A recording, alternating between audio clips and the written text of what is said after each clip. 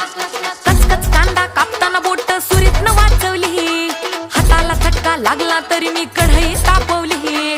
कचकच कांदा कापताना बोट सुरीतनं वाचवली, हाताला चटका लागला तरी मी कढई तापवली.